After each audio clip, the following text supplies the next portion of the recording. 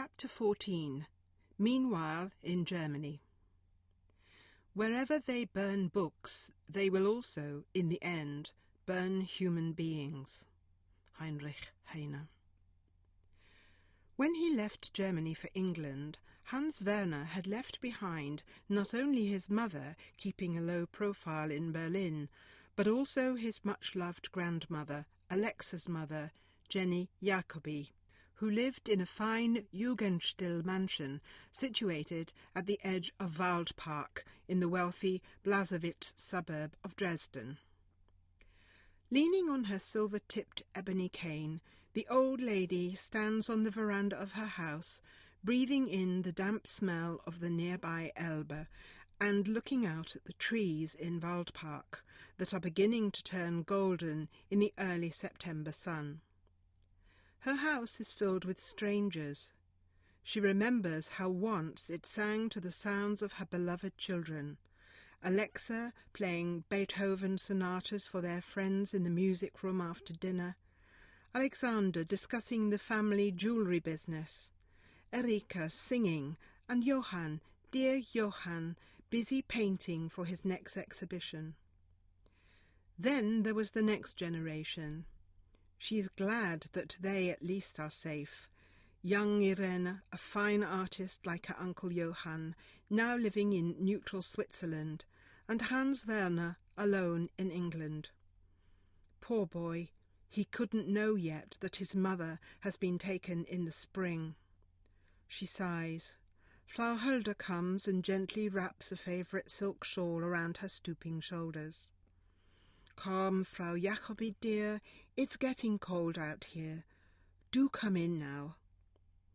Frau Jacobi has silent tears coursing down her wrinkled cheeks. It often happens these days. I'm old.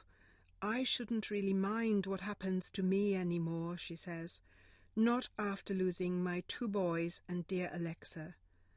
But I'm frightened, Frau Hulda. I'm so very frightened. The housekeeper doesn't know what to say. Frau Jacobi has been informed that she will be on the next transport in 2 days' time.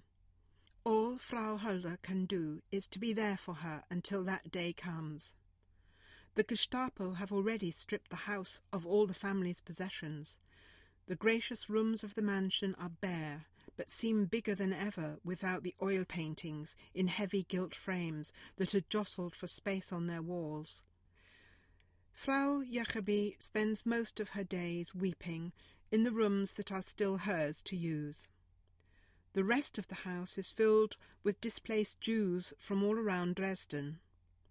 According to Frau Hulda, another couple arrived only a few days ago, a Jewish professor of linguistics and his Aryan wife, Victor Kempler, and his wife Eva. Frau Jacobi takes little interest in the newcomers. She keeps to her own rooms. It isn't their fault. They were forced to give up their homes and come here. But she doesn't have to pretend to like it, and she doesn't want to get to know them. She has lost count of how many families are living in her house now. They come and they go. Sometimes they're here for a few weeks, sometimes longer. Eventually, they disappear. Frau Jacobi was in her mid-80s when the war started and had been a widow for many years. She lived in the family mansion in Lothringerweg with her 2 bachelor sons, Alexander, who ran the family business, Ellimeyers, the Crown Jewellers in Judenhof, opposite the Frauenkirche, and Johann the artist. In his spare time, Johann had loved to cook up wonderful meals for his mother and brother. Frau Jacobi's daughters had both left home when they married, and Alexa had been in hiding in Berlin since the death of her husband. Because of their enormous wealth, the Jacobis may not have experienced some of the extreme privations that Jews had been suffering over the past few years, but the ever-tightening restrictions and disappearances of their friends caused constant anxiety. In 1941, tragedy had struck the Jacobi family. Alexander was suddenly taken ill and died of pneumonia. Hans Werner's mother came out of hiding in Berlin to return home for her brother's funeral. While in Dresden, Alexa was arrested and interrogated by the Gestapo. On her release, she returned to Berlin. That was the last time Frau Jacobi saw her daughter. In January 1942, Johann the painter was arrested and deported to Poland, where he was killed. In April 1942, at around the time when Ruth was getting married to Wilfried, Hans Werner's mother was transported to Travnicki labour camp in Poland, where she was murdered. Jenny Jacobi had lost 3 of her children in 1 year. She was left alone in the big house with only her housekeeper for company. Frau Hilda was in her 50s and had been housekeeper to the family for many years. When Aryan women were forbidden to work for Jews, she ignored the new laws and continued caring for Frau Jacobi. She lived in a secret room in the house and looked after the frail old lady, just as she had always done. There is an excellent description of Jenny Jacobi's house in Victor Klemperer's diaries.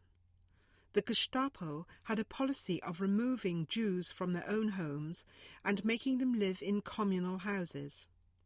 The Jacobi house was the Jewish house Klemperer and his wife Eva were sent to when their own home was confiscated in early September 1942.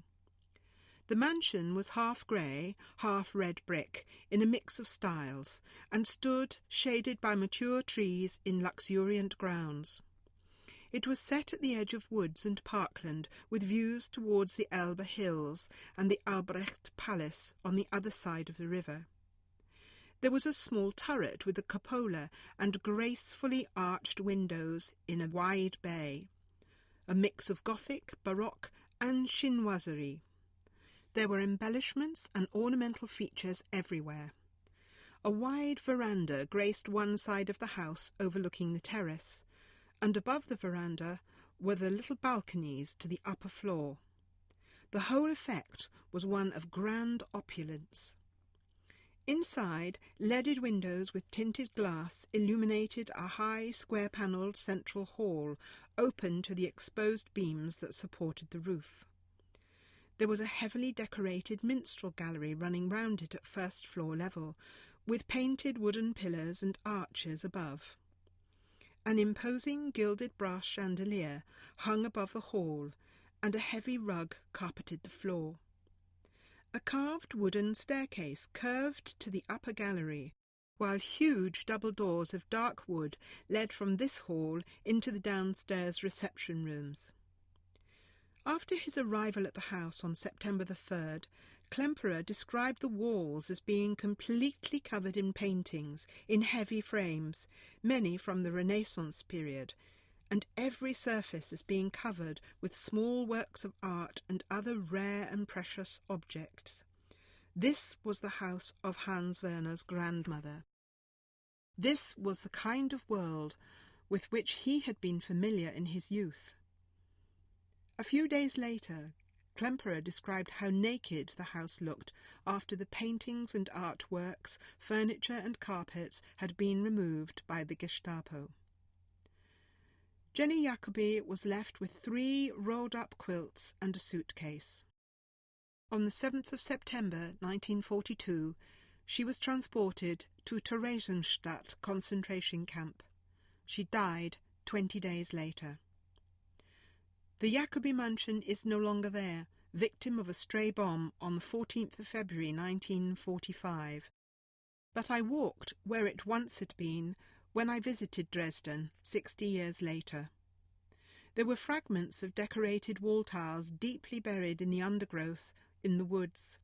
I found evidence of cultivated fruit bushes still surviving, untended and forgotten. The place had become the domain of shy red squirrels, bright jays, and other woodland creatures.